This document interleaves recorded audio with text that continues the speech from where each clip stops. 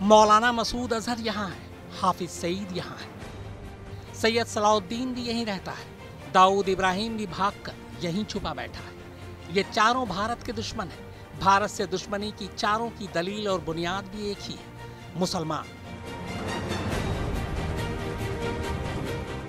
चाहे वो कश्मीर के मुसलमान हो या कश्मीर से कन्याकुमारी तक के मुसलमान, गजब लाड प्यार दिखाते हैं ये हिंदुस्तान के मुसलमानों को लेकर, उनके हकों को लेकर। फिर इन्हीं हिंदुस्तानी मुसलमानों के नाम पर उसी हिंदुस्तान को जब तब लहूलुहान करते रहते हैं। कायदे से आतंक के ये आका खुद को मुसलमानों का मसीहा बताते हैं, पर ऐसा लगता है मुसलमानों को लेकर इनकी सारी हमदर्दी और मोहब्बत सिर्फ और सिर्फ हिंदुस्तानी मुसलमानों तक ही है। क्या मजाल जो इन्होंने कभी चीन के मुसलमानों के हालात पर भी दो आंसू बहाए। उधर कमाल चीन भी है। आतंक हो, आतंकवादी या फिर आतंक के सरगना, बस पाकिस्तानी होने चाहिए या पाकिस्तान में होने चाहिए, फिर तमाम गुनाह माफ। पूरी दुनिया कहती रही कि मौलाना मसूद अजहर ग्लोबल टेररिस्ट है, पर नहीं, चीन अड़ा रहा मसूद अजहर को बचाने में।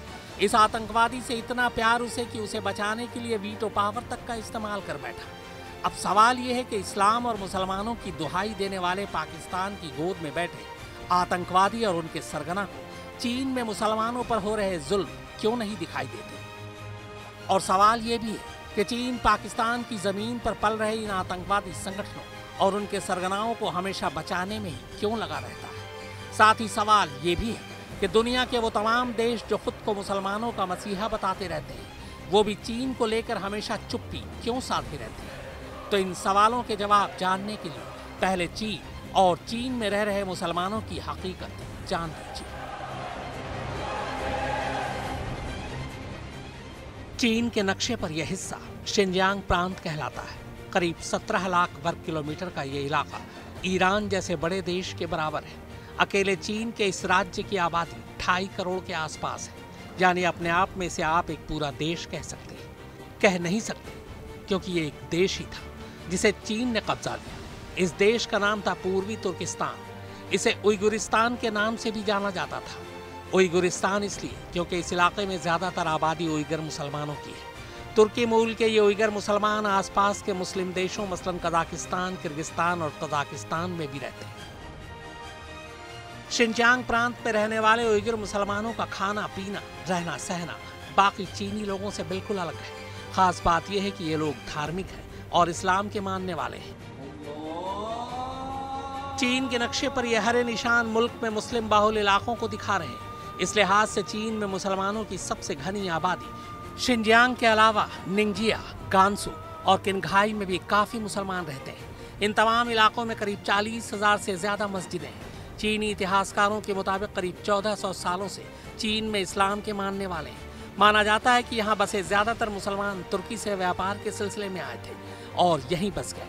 चीन में उइगर मुसलमानों की तादाद करीब 1 करोड़ के आसपास है। आज भी इन उइगर मुसलमानों की मूल भाषा तुर्की ही है। चीन में मोटे तौर पर 3 तरह के मुस्लिम समुदाय रहते हैं। उइगर जिनकी आबादी करीब 90 लाख है, हुई जिनकी आबादी करीब 98 लाख है और कज़ाक्स जिनकी आबादी 35 लाख है। चीन का शिनजियांग तिब्बत की तरह ही स्वायत्त क्षेत्र है। यह पूरा इलाका सदियों से राजशाही का हिस्सा रहा है, मगर 20वीं सदी की शुरुआत में उइगरों ने कुछ वक्त के लिए खुद को आज़ाद घोषित कर दिया। हालांकि 1949 में पीपल रिपब्लिक ऑफ चाइना का गठन होते ही चीनी सरकार ने सोवियत रूस की मदद से इस इलाके को अपने कब्जे में ले लिया और यहाँ के उइगर मुस्लिमों पर अत्याचार का सिलसिला शुरू हो गया। चीन की कम्युनिस्ट सरकार और उइगर मुसलमानों के बीच ये संघर्ष लंबे वक्त तक चला, मगर अब हालात ये हैं कि शिनजियांग सूबे में लोगों को धार्मिक विचार छोड़कर नई पहचान अपनाने के लिए मजबूर किया जा रहा है। तो सवाल ये कि आखिर चीन ने इस इलाके पर कब्जा क्यों किया?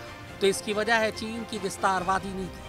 आपको बता दें कि दरअसल चीन का ये राज्य 1-2 नहीं बल्कि 8-8 देशों के साथ अपनी सरहद साझा करता है और इस इलाके में चीन की मौजूदगी उसके लिए कई मायनों में फायदेमंद है। हालांकि कागज पर यह राज्य आज भी एक ऑटोनोमस यानी स्वायत्त राज्य है, यानी इस इलाके के अपने कुछ अलग अधिकार हैं, लेकिन ये सब कुछ सिर्फ कागजों पर ही है। जबकि हकीकत यह है कि चीन न सिर्फ यहाँ हर फैसले में दखल देता है बल्कि मुस्लिम आबादी होने और इस सूबे को खो देने के डर से चीनी सरकार यहाँ के लोगों पर तमाम तरह के अत्याचार करती है। और तो और इस इलाके में चीन ने भारी तादाद में आर्मी को भी तैनात कर रखा है, जो उसके तुगलकी फरमानों को यहाँ लागू करवाती रहती है। मसलन यहाँ लंबी दाढ़ी रखने पर पाबंदी, नकाब पहनने पर पाबंदी, सार्वजनिक जगहों पर नमाज पढ़ने पर पाबंदी, बच्चों को धार्मिक शिक्षा देने पर रोक, लाउडस्पीकर पर अजान देने पर पाबंदी, हलाल मांस खाने पर पाबंदी, सरकारी टीवी चैनल देखने पर मनाही। यानी यहाँ चीन की सरकार ही तय करती है कि अपने ही मुल्क यानी पूर्वी तुर्किस्तान में रह रहे उइगर क्या खाएंगे, क्या पिएंगे, क्या ओढ़ेंगे, क्या पहनेंगे। कुल मिलाकर चीनी सरकार की कोशिश है कि यहाँ के उइगरों की मजहबी पहचान को ही खत्म कर दिया जाए। मगर त्रासदी यह है कि चीन में उइगर मुसलमानों पर हो रहे जुल्म और सितम पर कभी कोई चर्चा नहीं हुई। दुनिया के तमाम देश अब भी चुप्पी साधे हुए हैं, यहाँ तक कि पाकिस्तान भी, क्योंकि ये मामला चीन से जुड़ा है। चीनी सरकार किसी भी कीमत पर शिनजियांग प्रांत पर किसी एक समुदाय का कब्जा नहीं होने देना चाहती, क्योंकि प्राकृतिक खनिज के मामले में शिनजियांग बहुत बड़ा भंडार है, जहां तेल, गैस और खनिजों का अकूत खजाना है। और इसीलिए चीनी सरकार स्थानीय पहचान और भाषा को खत्म करने की कोशिश कर रही है। साथ ही इस्लाम के मानने वालों पर दबाव बनाया जा रहा है कि वो नास्तिक बन जाए, और इसके लिए यहाँ रोज नए नए नियम कानून लागू कर दिए जाते हैं। मसलन 2014 में मुसलमानों को रमजान में रोजा रखने पर रोक लगाई गई, मस्जिदों से लाउडस्पीकर पर अजान देने से रोका गया, मस्जिदों में चलने वाली इस्लामिक दीक्षा को भी रोक दिया गया।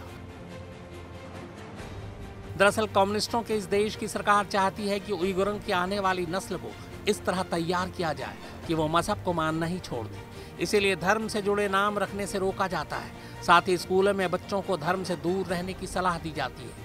ये सब उस चीन में हो रहा है जो दावा करता है कि उसके लोगों को धार्मिक तरीके से जीने की पूरी आज़ादी है।